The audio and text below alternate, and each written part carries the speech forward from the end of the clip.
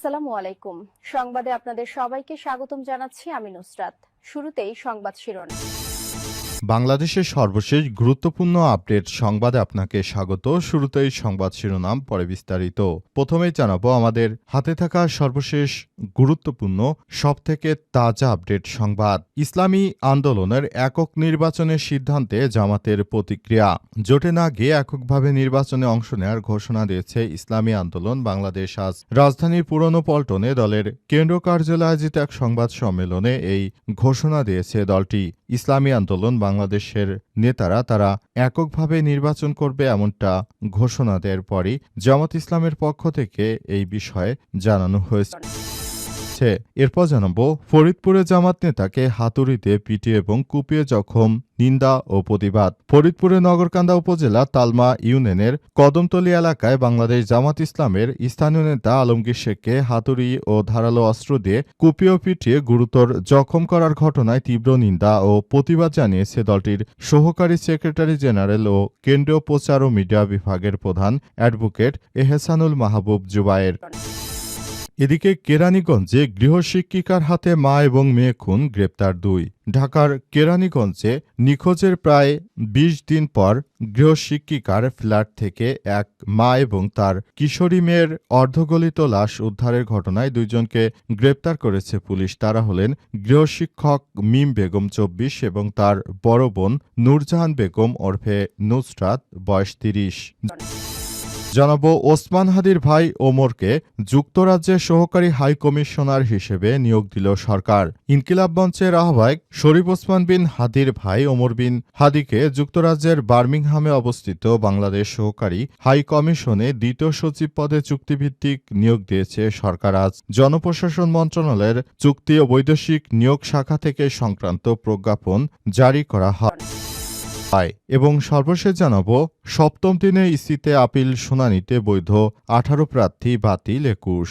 ত্রয়োদশ জাতীয় সংসদ নির্বাচন নিয়ে নতুন করে আবারও বিভিন্ন বিষয় সামনে আসছে। এবার জাতীয় সংসদ নির্বাচনে সরকারের পক্ষ থেকে বলা হলেও এবার জাতীয় সংসদ নির্বাচনে প্রার্থীদেরকে বিভিন্ন কড়াভাবে সবকিছু তাদের বায়োডাটা দেখা হচ্ছে। এই ব্যাপারটি নিয়ে প্রতিনিয়ত আপিল বিভাগ অনেকের মনোনয়ন বৈধ করছে, আবার অনেকের মনোনয়ন বাতিল করছে। এই ঘটনায় চরম বিপাকে পড়েছে প্রার্থীরা। প্রিয় দর্শক, এতক্ষণ শুনছিলেন সংবাদ শিরোনাম, এবারে বিস্তারিত। তবে তার আগে বন্ধুরা অনুরোধ থাকবে এই সংবাদটিতে একটি লাইক দিন। এই চ্যানেলে আপনি নতুন হয়ে থাকলে আমাদের সংবাদটি দেখতে দেখতে চ্যানেলটি সাবস্ক্রাইব করে রাখুন। কমেন্ট করে বন্ধুরা আপনার মূল্যবান মতামত জানিয়ে দিন আপনি বিশ্বের কোন দেশ থেকে বা বাংলাদেশের কোন স্থান থেকে আমাদের সংবাদটি দেখছেন এবং শুনছেন। আর বন্ধুরা সংবাদটি আপনার সোশ্যাল মিডিয়া ফেসবুকে শেয়ার করে বন্ধুদেরও দেখার সুযোগ করে দিন। গাজা যুদ্ধে আপনি যদি নিরীহ ফিলিস্তিনিদের ভালোবেসে থাকেন কমেন্টে ইয়েস লিখে পুরো বিশ্বকে জানিয়ে দিন। এবারে বিস্তারিত। ইসলামী আন্দোলনের একক নির্বাচনের সিদ্ধান্তে জামাতের প্রতিক্রিয়া। জোটে না গিয়ে এককভাবে নির্বাচনে অংশ নেওয়ার ঘোষণা দিয়েছে ইসলামী আন্দোলন বাংলাদেশ। আজ রাজধানীর পুরনো পল্টনে দলের কেন্দ্র কার্যালয়ে আয়োজিত এক সংবাদ সম্মেলনে ঘোষণা দেন দলটি। ঘোষণার পর তাৎক্ষণিক প্রতিক্রিয়ায় বাংলাদেশ জামাত ইসলামের সহকারী সেক্রেটারি জেনারেল এহসানুল মাহবুব জুবায়ের বলেছেন, জামাত আদর্শচ্যুত হয়নি এবং কাউকে তুচ্ছতাচ্ছিল্য করা হয়নি। তিনি দাবি করেন সম্মিলিতভাবেই এগিয়ে চলার একটি প্রতিক্রিয়া চলছে। তিনি আরও বলেছেন, জোটভুক্ত 10 দলের মধ্যে ইতিমধ্যে 253টি আসনে আসন বণ্টন সম্পন্ন হয়েছে। বাকি 47টি আসন এবং ইসলামী আন্দোলন বাংলাদেশের বিষয়ে জোটের লিয়াজো কমিটি সিদ্ধান্ত নেবে। এদিকে ইসলামী আন্দোলনের কেন্দ্রীয় কার্যালয়ে সংবাদ সম্মেলনে দলের জ্যেষ্ঠ যুগ্ম মহাসচিব ও মুখপাত্র গাজী আতাউর রহমান বলেছেন, 11 দলীয় জোটের সঙ্গে নির্বাচনে অংশ নেবে না ইসলামী আন্দোলন বাংলাদেশ। দলের কেউ মনোনয়নপত্র প্রত্যাহার করবে না। এককভাবে 268টি আসনে নির্বাচন করবে তারা। তিনি আরো বলেন, আমরা যে নীতি আদর্শকে ঘিরে জোটবদ্ধ হয়ে আন্দোলনে নেমেছিলাম, এখন সেই নীতির অবস্থান নিয়ে প্রশ্ন উঠেছে। নির্বাচনের আগে যেহেতু প্রতিদ্বন্দ্বীদের সঙ্গে সমঝোতা হয়ে যাচ্ছে, কাজেই প্রশ্ন উঠেছে এটি ইলেকশন হবে নাকি সিলেকশন। এই পর্যায়ে সে জামাত ইসলামের সঙ্গে জোটগতভাবে আলাদা হয়ে যায় বাংলাদেশ জামাত ইসলামের উপর কিছুটা প্রভাব পড়তে পারে। তবে ধারণা করা হচ্ছে ইসলামী আন্দোলন বাংলাদেশ কোনোভাবেই তারা আগামী জাতীয় সংসদ নির্বাচনে কোনো আসনই পাবে না, কারণ এদেশে অতীতে কখনোই তারা কোনো আসন পায়নি, ভবিষ্যতেও আশা করা যাচ্ছে তারা কোনো আসনই পাবে না, কারণ তাদের অতটা জনপ্রিয়তা বাংলাদেশে নেই। তারা যদি কোনো জায়গায় লোক ডাকে তাহলে বেশি সংখ্যক মানুষ হয় না। সুতরাং এবারের জাতীয় সংসদ নির্বাচনে সবাইকে একযোগে ভোট করতে হবে এবং সবাই যেন জামাত ইসলামের নেতৃত্বাধীন জোটের প্রার্থীদেরকে জাতীয় সংসদ নির্বাচনে সবাই যেন একসঙ্গে কাজ করতে পারে সেই ব্যাপারটি দেখা উচিত। ফরিদপুরে জামাত নেতাকে হাতুড়ি দিয়ে পিটিয়ে এবং কুপিয়ে জখম, নিন্দা ও প্রতিবাদ। ফরিদপুরের নগরকান্দা উপজেলায় তালমা ইউনিয়নের কদমতলী এলাকায় বাংলাদেশ জামাত ইসলামের স্থানীয় নেতা আলমগীর শেখকে হাতুড়ি ও ধারালো অস্ত্র দিয়ে কুপিয়ে গুরুতর জখম করার ঘটনায় তীব্র নিন্দা ও প্রতিবাদ জানিয়েছে দলটির সহকারী সেক্রেটারি জেনারেল এবং কেন্দ্রীয় প্রচার ও মিডিয়া বিভাগের প্রধান অ্যাডভোকেট এহসানুল মাহবুব জুবাইরাজ দেয়া এক বিবৃতিতে তিনি জানান, আজ রাত আনুমানিক ৯টার দিকে পরিকল্পিতভাবে এই বর্বরতা হামলা চালানো হয়েছে। হামলাকারীরা আলমগীর শেখকে একটি নির্দিষ্ট প্রতীকে ভোট দিতে বাধ্য করার চেষ্টা করে। এতে তিনি অপারগতা প্রকাশ করলে সন্ত্রাসী কায়দায় তার উপর হামলা চালায় শামা ওবায়দ ইসলামের নেতাকর্মীরা। বিবৃতিতে অ্যাডভোকেট এহসানুল মাহবুব জুবায়ের আরও জানান, রাজনৈতিক সন্ত্রাস ও মত প্রকাশের স্বাধীনতার উপর এই ধরনের নগ্ন হামলা গণতন্ত্রের জন্য মারাত্মক হুমকি। ভিন্ন রাজনৈতিক মত ও আদর্শের কারণে কাউকে হত্যা বা গুরুতর আহত করার অপচেষ্টা কোনোভাবেই গ্রহণযোগ্য নয়। এটি মানবাধিকার ও আইনের শাসনের চরম লঙ্ঘন। তিনি হামলার সঙ্গে জড়িতদের দ্রুত গ্রেপ্তার এবং দৃষ্টান্তমূলক শাস্তি নিশ্চিত করতে আইনশৃঙ্খলা বাহিনীর প্রতি জোর দাবি জানিয়েছেন। একই সঙ্গে আহত আলমগীর শেখের দ্রুত সুস্থতা কামনা করেছেন এবং তার পরিবারের প্রতি গভীর সমবেদনা প্রকাশ করেছেন। কেরানীগঞ্জে গৃহশিক্ষিকার হাতে মা এবং মেয়ে খুন, গ্রেপ্তার ২। ঢাকার কেরানীগঞ্জে নিখোঁজের প্রায় ২০ দিন পর গৃহ শিক্ষিকার ফ্ল্যাট থেকে মা এবং তার কিশোরী মেয়েকে অর্ধগলিত লাশ উদ্ধারের ঘটনায় দুজনকে গ্রেপ্তার করেছে পুলিশ। তারা হলেন গৃহশিক্ষক মিম বেগম বয়স ২৪ এবং তার বোন নূরজাহান বেগম ওরফে নুসরাত বয়স ৩০। আজ রাতে কেরানীগঞ্জ মডেল থানাধীন কালিন্দি ইউনিয়নের মুক্তিরবাগ এলাকা থেকে লাশ দুটি উদ্ধার করা হয়েছে।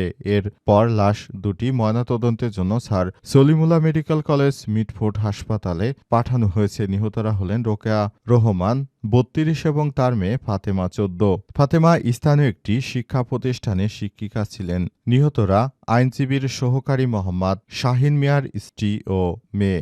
গত ২৫শে ডিসেম্বর স্ত্রী ও মেয়ের নিখোঁজের ঘটনায় কেরানীগঞ্জ মডেল থানায় সাধারণ ডায়েরি করেছিলেন তিনি। পুলিশ জানিয়েছে, কালিন্দি ইউনিয়নের মুক্তিরবাগ এলাকায় শামীম মিয়ার মালিকানাধীন ৫তলা ভবনের ২য় তলায় ফাতেমার গৃহশিক্ষিকা মিমের ভাড়াবাসা থেকে লাশ দুটি উদ্ধার করা হয়। দুর্গন্ধ ছড়িয়ে পড়ায় স্থানীয়রা পুলিশকে খবর দেয়। পুলিশ ঘটনাস্থলে গিয়ে ফ্ল্যাটের দরজা ভেঙে ভেতরে প্রবেশ করে। কেরানীগঞ্জ মডেল থানার উপপরিদর্শক এসআই মোহাম্মদ রনি চৌধুরী জানিয়েছেন, ফ্ল্যাটের ভেতরে খাটের নিচ থেকে রোকেয়া রহমানের লাশ এবং বাথরুমের সানসেট থেকে তার মেয়ে ফাতেমার লাশ উদ্ধার করা হয়। ঘটনায় পুলিশ ফাতেমার গৃহশিক্ষিকা মিমসহ ৪ জনকে জিজ্ঞাসাবাদের জন্য হেফাজতে নিয়েছে। মরদেহ দুটো রাখা হয় রাজধানী মিটফোর্ড হাসপাতালের মর্গে। অন্যদিকে নিহতের স্বজনদের অভিযোগ, নিখোঁজের পরও পুলিশের কাছ থেকে পর্যাপ্ত সহযোগিতা পাননি তারা। এমন নৃশংস হত্যাকাণ্ডে এলাকায় নেমে এসেছে শোকের ছায়া। জড়িতদের দৃষ্টান্তমূলক শাস্তির দাবি জানিয়েছে স্থানীয়রা। ওসমান হাদির ভাই ওমরকে যুক্তরাজ্যে সহকারী হাই কমিশনার হিসেবে নিয়োগ। ইনকিলাব মঞ্চের আহ্বায়ক শহীদ শরীফ ওসমান বিন হাদির ভাই ওমর বিন হাদিকে যুক্তরাজ্যের বার্মিংহামে অবস্থিত বাংলাদেশ হাই কমিশনারের দ্বিতীয় সচিব পদে চুক্তিভিত্তিক নিয়োগ দিয়েছে সরকার। আজ জনপ্রশাসন মন্ত্রণালয় চুক্তি ও বৈদেশিক বিনিয়োগ শাখা থেকে সংক্রান্ত প্রজ্ঞাপন জারি করা হয়েছে। প্রজ্ঞাপন অনুযায়ী ওমর বিন হাদিকে যোগদানের তারিখ থেকে পরবর্তী ৩ বছর মেয়াদে এই পদে নিয়োগ দেওয়া হয়েছে। রাষ্ট্রপতির আদেশক্রমে জনপ্রশাসন মন্ত্রণালয়ের যুগ্ম সচিব আবুল হায়াত মোহাম্মদ রফিক ১৫ই জানুয়ারি এই প্রজ্ঞাপনে সই করেছেন। জনস্বার্থে জারি করা আদেশে বলা হয়েছে, নিয়োগের অন্যান্য শর্তাবলীও সংশ্লিষ্ট চুক্তিপত্রের মাধ্যমে বিষয়গুলো নির্ধারণ করা হবে। অন্তর্বর্তীকালীন সরকারের প্রধান উপদেষ্টা যখন শহীদ শরীফ ওসমান হাদিকে হত্যাকাণ্ডের ঘটনায় সঠিক বিচার নিশ্চিত করতে পারেনি, তখন সরকার শরীফ ওসমান হাদির ভাইকে যুক্তরাষ্ট্রের দ্বিতীয় সচিব হিসেবে নিয়োগ দিয়ে সারা দেশের মানুষ এই বিষয়টি নিয়ে তারা অনেকেই নানা কথাবার্তা বলাবলি করতে শুরু করেছে। তারা বলেছে, হত্যাকাণ্ডের ঘটনায় আমরা চেয়েছি সুষ্ঠু বিচার, কিন্তু সরকার এই পদে বসিয়ে তাকে হত্যাকাণ্ডর ব্যাপারটি অন্যদিকে ঘুরিয়ে দেওয়ার চেষ্টা করা হচ্ছে বলে বলা হচ্ছে। পাশাপাশি ঢাকা বিশ্ববিদ্যালয়ের শিক্ষার্থী ঝুমা জানিয়েছেন যে এবার জাতীয় সংসদ নির্বাচনে যে রাজনৈতিক দলরা অংশগ্রহণ করছে এদের মধ্যেই হাদির খুনের পরিকল্পনাকারী অর্থাৎ তার হাদিকে যে খুনের পরিকল্পনা করেছিল তিনি জানাজার প্রথম সারিতেই ছিলেন বলে দাবি করেছেন ঝুমা। এজন্য বিষয়টি তদন্ত অন্যদিকে মোড় নিয়েছে। সিআইডির সদস্যরা এই বিষয়ে তদন্ত করার জন্য অধিকতর প্রচেষ্টা চালাচ্ছে। আশা করা হচ্ছে শহীদ শরীফ ওসমান হাদির হত্যাকাণ্ডের মূল ঘটনাটি দ্রুততম সময়ের মধ্যে আবার সামনে বেরিয়ে আসবে।